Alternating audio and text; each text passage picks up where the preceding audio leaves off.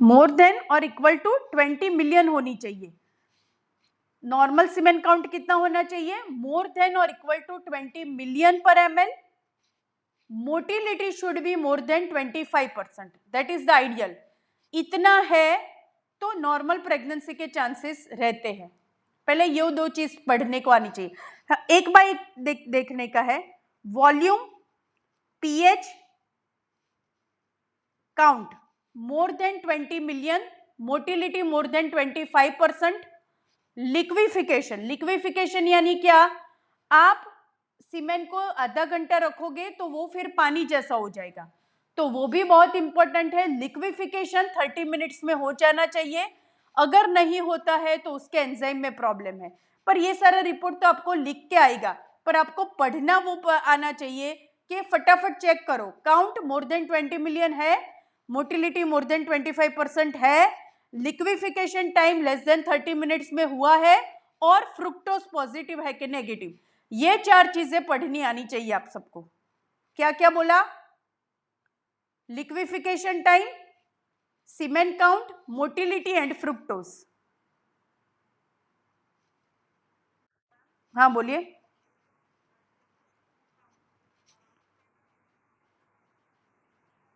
हाँ हाँ, पर एमएल देखने का, पर एमएल देखने का।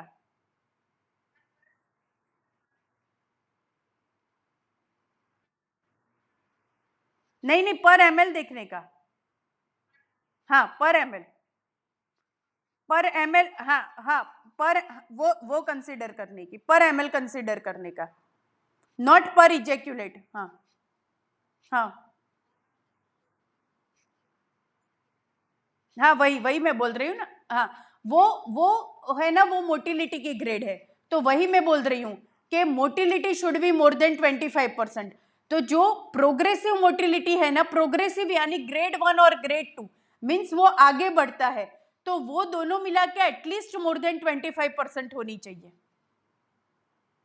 क्योंकि उसका उसका तो कोई मतलब ही नहीं है, मीन्स वो सिर्फ हिलते हैं, उसको वो ग्रेड 3 ग्रेड 4 बोलते हैं, तो वो कोई स्पर्म तो आपको प्रेगनेंसी देने वाला नहीं है। तो at least grade 1-2 motility should be more than 25%, दोनों की मिला के मोर देन 25% मोटिलिटी हो तो ही प्रेगनेंसी मिलेगी आपको। ग्रेड 3 ग्रेड 4 का तो कोई मतलब ही नहीं है, आप सोचो, वो तो प्रेगनेंसी देने वाले स्पर्म ही नहीं है। तो grade 1-2 motility should be more than 25%, count more than 20 million, liquefaction time should be less than 30 minutes, and fructose should be positive. Fructose का क्या इंपॉर्टेंस है? अगर फ्रुक्टोज पॉजिटिव है तो सब अच्छा है, नेगेटिव है, फ्रुक्टोज नेगेटिव है, तो ejaculatory duct obstruction, right answer, ejaculatory duct obstruction. तो ये चार चीजें पढ़नी है। हाँ हाँ बोलिए। हाँ, ideally it should be less than 30 minutes. जब नहीं होता है तो 60 मिनट्स तक वेट करने का। उसमें भी नहीं होता है तो इट इज पक्का पैथोलॉजी। पैथोलॉजी क्या होगी? जो क्या, प्रोस्टेटिक जो एंजाइम हो, उसमें डेफिशिएंसी होती है, तो वो सीमेंट को लिक्विफाई नहीं होने देते हैं।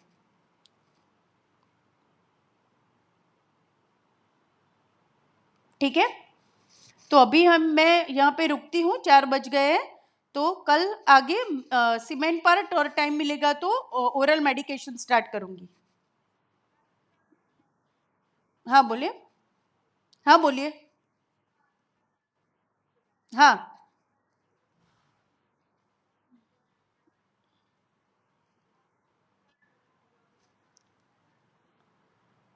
पर पीसीओडी का तो ट्रीटमेंट मैंने नहीं बताया। पीसीओडी है तो क्या करोगे आप? कल ट्रीटमेंट में क्या सिखाया मैंने?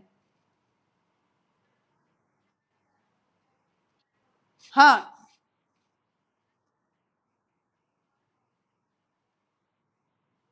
देखिए, कल मैंने रोटोड्रम क्राइटेरिया सिखाया था कि 3 चीजें होनी चाहिए। हाँ, 3 चीजें। रोटोड्रम क्राइटेरिया क्या था?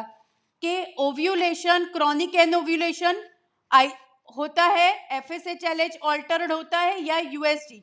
इन तीनों में से 2 फैक्टर हो तो उसको पीसीओएस बोलेंगे आप।